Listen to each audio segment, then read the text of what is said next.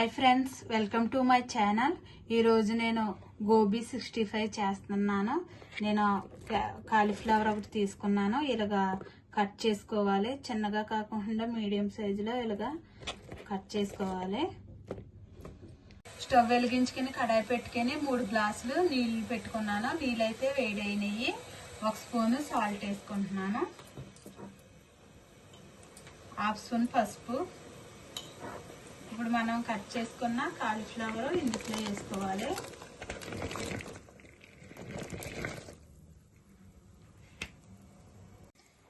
ఇలా వేడి నీళ్ళలో ఉడకబెట్టుకోవాలి కాలీఫ్లవర్ని.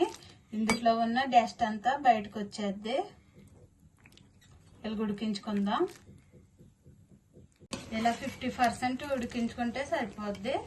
ఇంకా స్టవ్ ఆఫ్ చేసి దించేసుకుందాం. ఇవి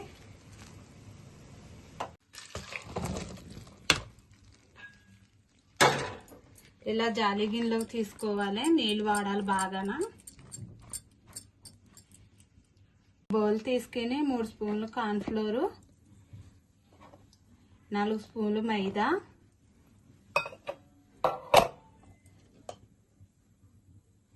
1 స్పూన్ ధనియాల పొడి,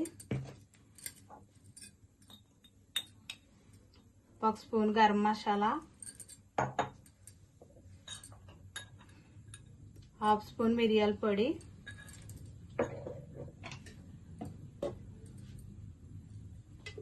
1 స్పూన్ దంచుకున్న అల్లం వెల్లుల్లి పేస్ట్, కొంచెం కట్ చేసుకున్న కరివేపాకు, కొంచెం కొత్తిమీర, 1 స్పూన్ ఆయిల్ వేసి కలుపుకుందాం. మసాలాలు ఇలాగ పిండికి ఇలా కలుపుకొని పట్టించుకున్న తర్వాత ఇప్పుడు మనం 1/2 టీ స్పూన్ పసుపు,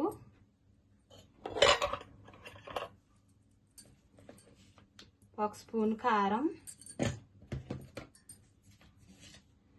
1/2 స్పూను సాల్ట్ వేసుకుందాం. ఎందుకంటే కాలీఫ్లవర్ ఉడకబెట్టుకునేటప్పుడు సాల్ట్ వేసుకున్నాం కదా, కొంచెం అయితే సరిపోద్ది.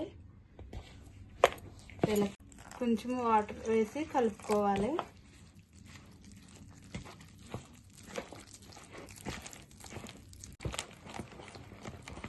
ఇలా కలుపుకోవాలి. చూసి వేసుకోవాలి నీళ్ళు, లేకపోతే మరీ పలసగా అయిపోద్ది. ఇలాగ ఈ విధంగా కలుపుకున్న తర్వాత మనం పక్కన పెట్టుకున్న కాలీఫ్లవర్ వేసుకుందాం. ఇవి కూడా వేసుకుని కలుపుకుందాం.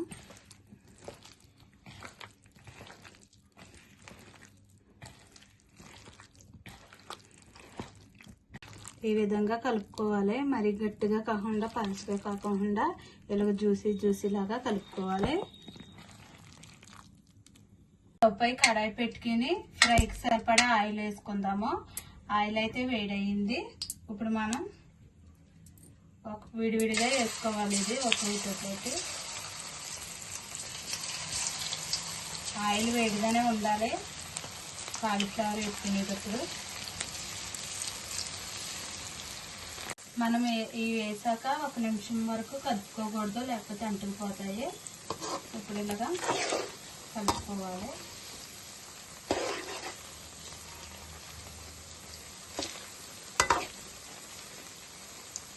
ఇలాగ వేపుకోవాలి. ఇలాగ వేపుకున్న తర్వాత మనం ప్లేట్లోకి తీసుకుందాము.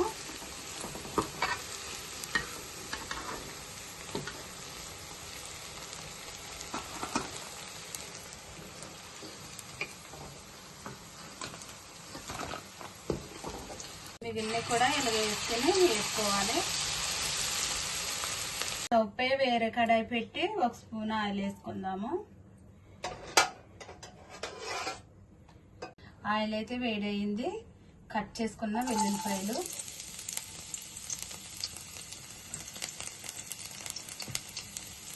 1 స్పూన్ జీడిపప్పు,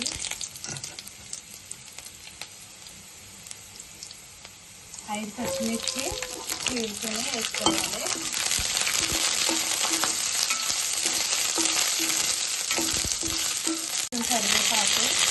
కరివేపాకు ఎక్కువగానే ఉండాలి.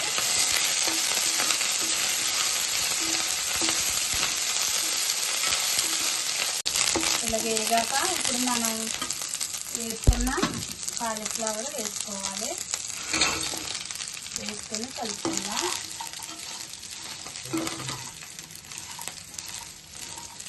స్టవ్ హై ఫ్లేమ్లో పెట్టుకుని ఇలా కలుపుకోవాలి. చక్కగా ఇలా కలుపుకున్న తర్వాత ఇంకా మనకి గోబీ 65 రెడీ అయిపోయింది. ఇంకా స్టవ్ ఆఫ్ చేసి దించేసుకుందాం. గోబీ 65 అయితే ఇలా రెడీ అయింది ఫ్రెండ్స్. మనం రెస్టారెంట్లో వాటిల్లో తినే కన్నా ఇంట్లో ఇలాగ నీట్గా చేసుకుని తింటే చాలా బాగుంటుంది, చాలా టేస్ట్గా ఉంటుంది ఫ్రెండ్స్. మీరు కూడా ట్రై చేయండి. నచ్చితే లైక్ చేయండి, షేర్ చేయండి, సబ్స్క్రైబ్ చేయండి.